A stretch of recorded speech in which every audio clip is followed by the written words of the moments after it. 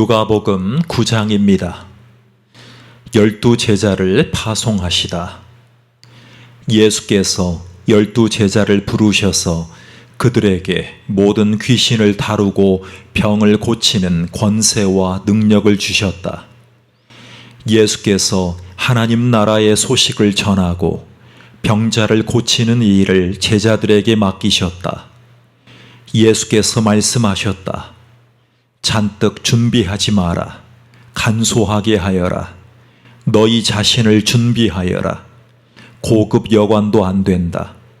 적당한 곳을 찾아가 떠날 때까지 그곳으로 만족하여라. 사람들이 너희를 맞아들이지 않거든 그 마을을 떠나거라. 소란 피울 것 없다. 무시해버리고 너희의 길을 가면 된다. 제자들은 위임을 받고서 길을 나섰다. 그들은 이 마을 저 마을로 다니면서 하나님의 최신 소식, 곧 메시지를 전했고 가는 곳마다 사람들을 고쳐주었다. 통치자 헤롯은 이런 일들이 진행된다는 이야기를 듣고서 어떻게 받아들여야 할지 몰랐다. 요한이 죽은 자들 가운데에서 살아났다고 말하는 사람들도 있고 엘리야가 나타났다고 말하는 사람들도 있고 또 옛 예언자가 출현했다고 말하는 사람들도 있었다. 헤롯은 말했다. 하지만 요한은 내가 목을 베어 죽였다. 그런데 계속해서 내 귀에 이야기가 들려오는 이 사람은 누구냐? 궁금한 마음에 헤롯은 예수가 활동하는 모습을 볼 기회를 노렸다. 사도들이 돌아와서 자기들이 한 일을 보고했다. 예수께서는 그들만 따로 데리고 벳세다라 하는 마을 근처로 가셨다. 그러나 무리가 눈치를 채고 따라왔다. 예수께서는 그들을 너그럽게 맞아주셨고 하나님 나라에 대해 말씀해 주셨다. 예수께서는 그들을 너그럽게 맞아주셨고 하나님 나라에 대해 말씀해 주셨다. 또한 치유가 필요한 사람들을 고쳐주셨다. 너희가 먹을 것을 주어라. 날이 저물자 12 제자가 말했다. 무리를 보내서 근처 농가나 마을에서 하룻밤 묵을 곳과 먹을 것을 구하게 해야겠습니다. 여기는 인적 없는 외딴 곳입니다. 너희가 그들에게 먹을 것을 주어라. 예수께서 말씀하셨다. 제자들이 말했다. 우리에게 있는 것을 다 긁어 모았지만 빵 5개와 물고기 2마리뿐입니다. 저희가 직접 읍내에 가서 모두가 먹을 만큼 음식을 사오지 않는 한 그것이 전부입니다. 모인 사람의 수가 5,000명이 넘었다. 예수께서 곧바로 제자들에게 말씀하셨다. 사람들을 50여 명씩 무리지어 앉게 하여라. 제자들은 말씀대로 했고 곧 모두가 자리에 앉았다. 예수께서 빵 5개와 물고기 2마리를 손에 들고 하늘을 우러러 감사 기도를 드리고 축복하신 다음 빵과 물고기를 떼어 제자들에게 주시며 사람들에게 나눠주게 하셨다. 사람들이 모두 배불리 먹고 나서 남은 것을 거두니 12 바구니가 되었다. 주님은 메시아이십니다. 한 번은 예수께서 따로 떨어져서 홀로 기도하시는데 제자들이 가까이에 있었다. 예수께서 물으셨다. 무리가 나에 대해 뭐라고 말하더냐? 나를 누구라고 하더냐? 제자들이 말했다.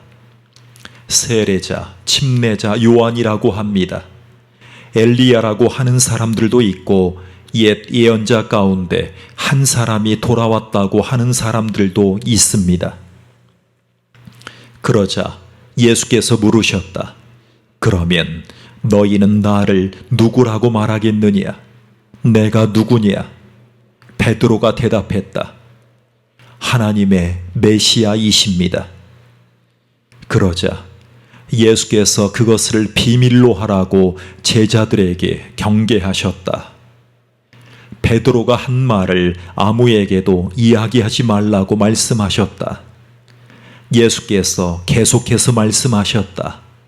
이제부터 인자는 처참한 고난을 받고 종교 지도자와 대제사장과 종교 학자들에게 재판에서 유죄를 선고받아 죽임을 당하고 사흘째 되는 날에 다시 살아나야 한다. 이제부터 인자는 처참한 고난을 받고 종교 지도자와 대제사장과 종교 학자들에게 재판에서 유죄를 선고받아 죽임을 당하고 사흘째 되는 날에 다시 살아나야 한다. 이어서 예수께서 그들에게 예상되는 일을 말씀해 주셨다. 누구든지 나와 함께 가려면 내가 가는 길을 따라야 한다. 결정은 내가 한다.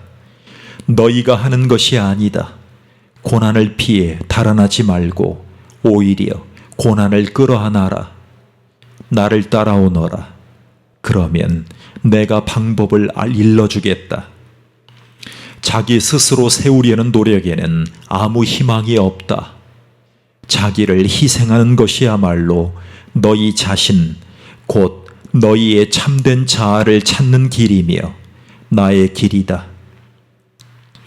원하는 것을 다 얻고도 참된 자기 자신을 잃으면 무슨 유익이 있겠느냐? 너희 가운데 누구든지 나와 너희를 인도하는 내 방식을 부끄러워하면 인자도 모든 영광에 쌓여 아버지와 거룩한 천사들과 함께 올 때 그를 더 부끄럽게 여길 줄로 알아라. 이것은 믿을 수 없는 훗날의 이야기가 아니다. 잘 알아두어라. 여기 서 있는 사람들 가운데 그런 일이 일어나는 것을 볼 사람들도 있다. 그들은 자기 눈으로 하나님 나라를 볼 것이다. 영광 가운데 계신 예수. 그 말씀을 하시고 여드레쯤 지나서 예수께서 베드로와 요한과 야고보를 데리고 기도하러 산에 올라가셨다. 기도하는 중에 그분의 얼굴 모습이 변하고 그분의 옷이 눈부시게 하얘졌다. 동시에 두 사람이 거기서 예수와 이야기하고 있었다. 알고 보니 그들은 모세와 엘리야였다. 그들의 모습이 몹시 영광스러웠다. 그들은 예수께서 예루살렘에서 이루실 일, 곧 그분의 떠나심에 대해 이야기를 나누었다. 한편 베드로와 그 일행은 잠에 취해 있었다. 그들이 깨어 눈을 비비며 보니 예수께서 영광 가운데 계시고 그 곁에 두 사람이 서 있는 것이 보였다. 모세와 엘리야가 떠난 뒤에 베드로가 예수께 말했다. 주님, 지금은 중대한 순간입니다. 기념비 셋을 세우는 것이 어떻겠습니까? 하나는 주님을 위해, 하나는 모세를 위해, 하나는 엘리야를 위해서 말입니다. 이것은 베드로가 무심코 내뱉은 말이었다. 이것은 베드로가 무심코 내뱉은 말이었다. 베드로가 이렇게 말을 하고 있는데 빛처럼 환한 구름이 그들을 덮었다. 구름 속에 묻히자 그들은 하나님을 깊이 느끼게 되었다. 그때 구름 속에서 한 음성이 들려왔다. 이는 내 아들, 내가 택한 자다. 그의 말을 들어라. 그 음성이 사라지자 그곳에 예수만 홀로 계셨다. 그들은 한동안 할 말을 잃은 채로 있었다. 그들은 자기들이 본 것을 그때에는 아무에게도 말하지 않았다. 이튿날 그들이 산에서 내려오니 큰 무리가 그들을 맞이했다. 무리 가운데 한 사람이 외쳤다. 부탁입니다. 선생님, 제 아들 좀 봐주십시오. 하나뿐인 제 자식입니다. 귀신이 아이를 사로잡을 때마다 아이는 갑자기 비명을 지르고 경련을 일으키며 입에 거품을 붑니다. 귀신은 아이를 때려서 검푸른 멍이 들게 해놓고서야 떠납니다. 제가 아이를 구해달라고 선생님의 제자들에게 부탁했으나 그들은 하지 못했습니다. 예수께서 말씀하셨다.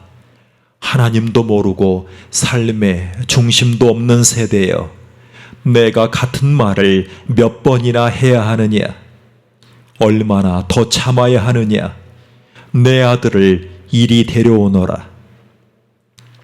아이가 나아오자 귀신은 아이를 바닥에 내동댕이 치고 경련을 일으키게 했다. 예수께서 더러운 귀신에게 나가라고 명하시고 아이를 고쳐서 그 아버지에게 돌려주셨다.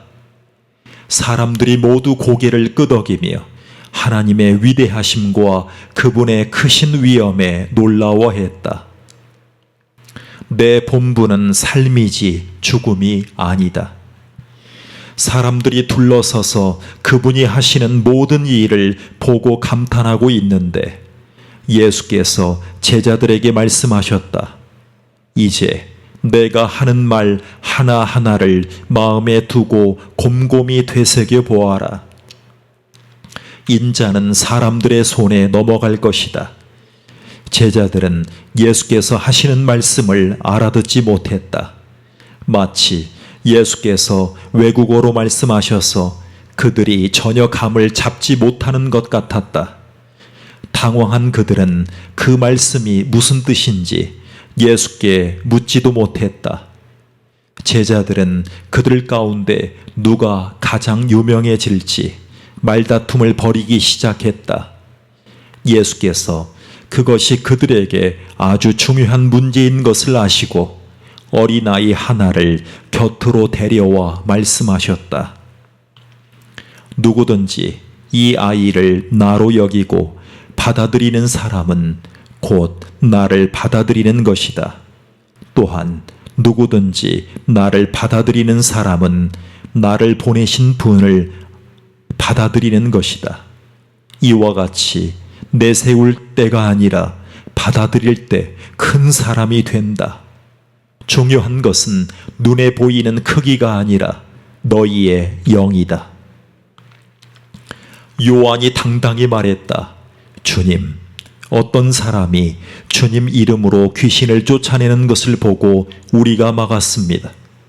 그가 우리에게 속한 사람이 아니어서 그렇게 했습니다. 예수께서 말씀하셨다. 그를 막지 마라.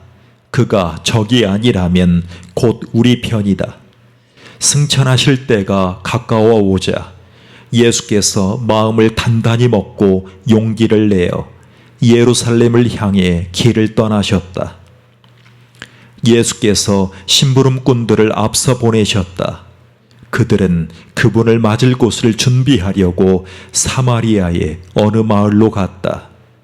그러나 그분의 행선지가 예루살렘이라는 것을 안 사마리아 사람들은 그분을 맞아들이지 않았다. 제자인 야고보와 요한이 그 이야기를 듣고 말했다.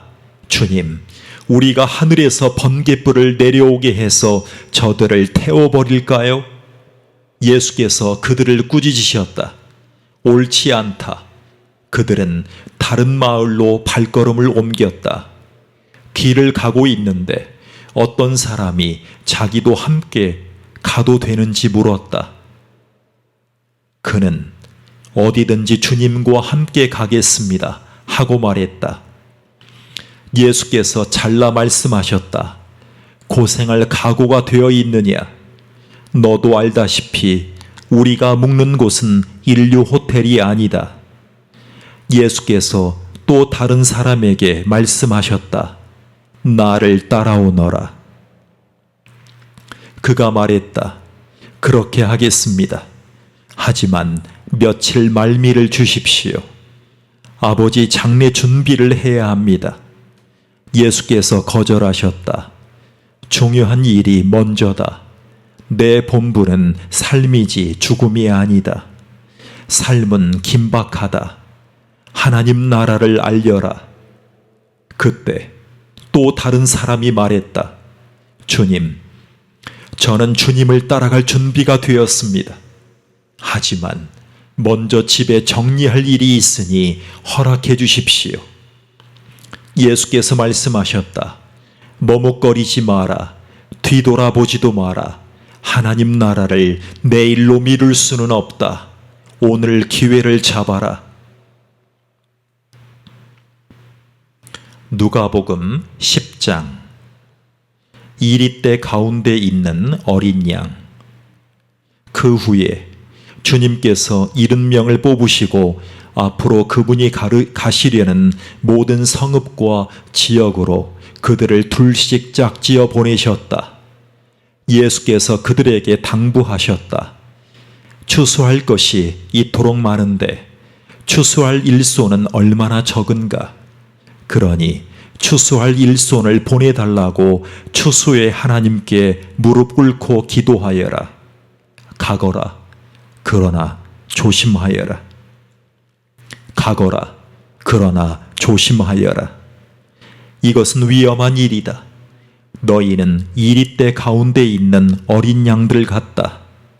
짐을 가볍게 하고 다녀라. 빛과 칫솔이면 된다. 그 이상은 필요 없다. 길에서 만나는 모든 사람과 노닥거리거나 잡담하지 마라. 어느 집에 들어가든지 그 가족에게 평화를 빕니다 하고 인사하여라. 그들이 너희의 인사를 받아들이면 그곳에 머물러도 좋다. 그러나 받아들이지 않거든 인사를 거두고 나오너라. 억지로 하지 마라. 한 집에 머물면서 거기서 주는 음식을 먹어라. 일꾼이 든든한 새끼 식사를 하는 것이 마땅하다. 동네에서 음식 솜씨가 좋은 사람을 찾아서 이 집, 저 집 옮겨 다니지 마라. 어느 성읍에 들어갔는데 너희를 받아들이거든 그들이 차려주는 것을 먹고 병든 사람은 누구나 고쳐주며 하나님 나라가 바로 너희 문 앞에 있다고 말하여라. 어느 성읍에 들어갔는데 너희를 받아들이지 않거든 거리로 나가서 이렇게 말하여라. 우리가 너희한테서 얻은 것이라고는 우리 발의 먼지뿐이다. 이제 그것마저 돌려주겠다. 너희는 하나님 나라가 바로 너희 문 앞에 있었다는 것을 알고 있느냐? 심판날에 차라리 소돔이 너희를 거부한 성읍보다 나을 것이다. 고라시나 화가 있을 것이다. 벳세다야 화가 있을 것이다. 너희에게 주어진 기회의 절반만 두로와 시돈에게 주어졌어도 그들은 오래전에 무릎을 꿇고 회개하며 자비를 구했을 것이다. 심판날에 두로와 시돈이 너희보다 견디기 쉬울 것이다. 가버나움아, 내가 하늘까지 높아질 것 같으냐? 다시 생각하여라. 너는 지옥으로 굴러떨어질 것이다.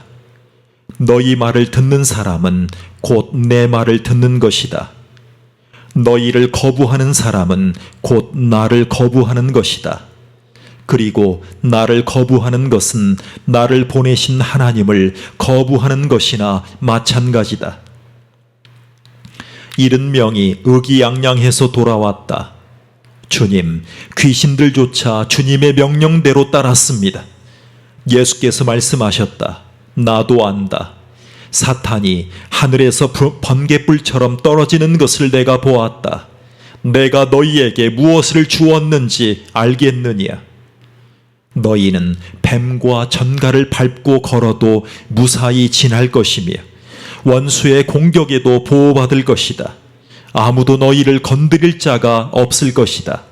그러나 위대한 승리는 악을 다스리는 너희의 권세에 있지 않고 너희를 다스리시는 하나님의 권세와 너희와 함께 하시는 그분의 임재에 있다. 너희가 하나님을 위해 하는 일이 아니라 하나님께서 너희를 위해 하시는 일, 바로 그것이 너희가 기뻐해야 할 제목이다. 그때에 예수께서 성령으로 한없이 기뻐하셨다. 하늘과 땅의 주인이신 아버지, 이것을 다 아는 체하는 사람들에게 숨기시고 천진난만한 초보자들에게 보여주시니 감사합니다. 하늘과 땅의 주인이신 아버지, 이것을 다 아는 체하는 사람들에게 숨기시고 천진난만한 초보자들에게 보여주시니 감사합니다. 그렇습니다. 아버지께서는 이렇게 하기를 기뻐하셨습니다. 나는 아버지에게서 이 모든 것을 받았습니다. 오직 아버지만이 아들이 누구인지 아시며 오직 아들만이 아버지가 누구신지 압니다. 아들은 자기가 원하는 사람 누구에게나 아버지를 소개할 수 있습니다. 그러고 나서 예수께서 제자들에게 따로 은밀히 말씀하셨다. 너희가 지금 보고 있는 것을 보는 눈은 복이 있다. 많은 예언자와 왕들이 너희가 지금 보는 것을 보고 너희가 지금 듣는 것을 들을 수만 있었다면 자신의 오른팔이라도 내놓았을 것이다. 하지만 그들은 희미하게라도 보지 못했고 속삭이는 소리조차 듣지 못했다. 강도 만난 사람의 이웃. 그때에 어떤 종교학자가 일어나 예수를 시험하는 질문을 던졌다. 선생님, 제가 무엇을 해야 영원한 생명을 얻겠습니까? 예수께서 대답하셨다. 하나님의 율법에 어떻게 기록되어 있느냐? 너는 그것을 어떻게 해석하느냐?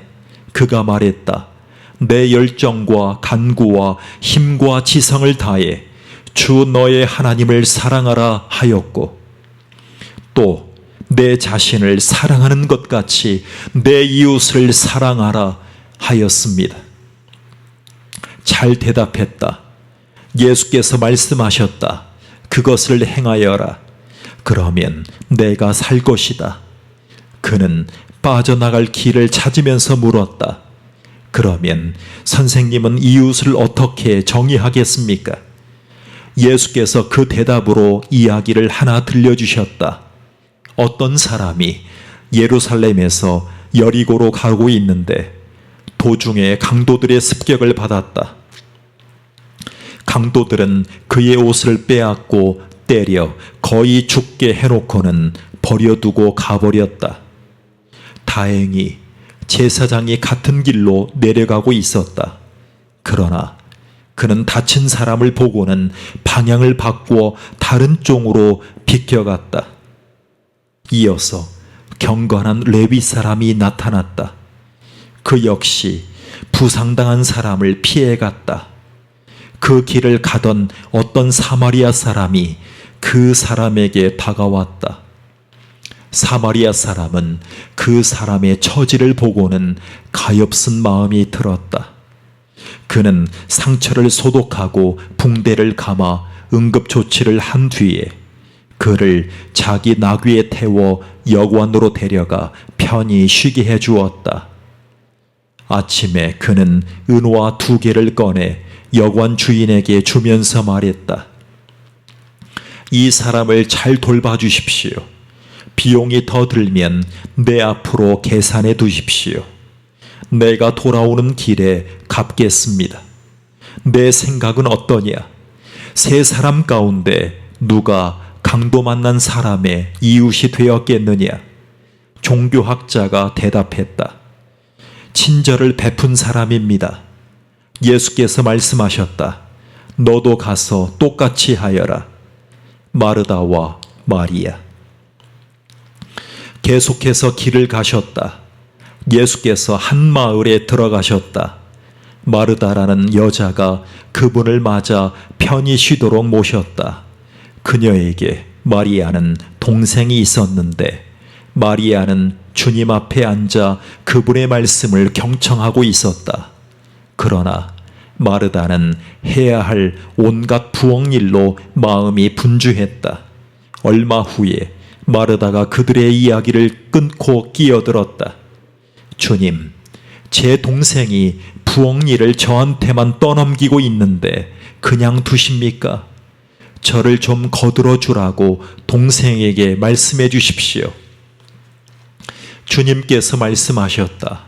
마르다야, 사랑하는 마르다야, 내가 지나치게 염려하여 아무것도 아닌 일로 흥분하고 있구나. 마리아는 가장 중요한 한 가지 일을 택했다. 그러니 마리아는 그것을 빼앗기지 않을 것이다. 아멘.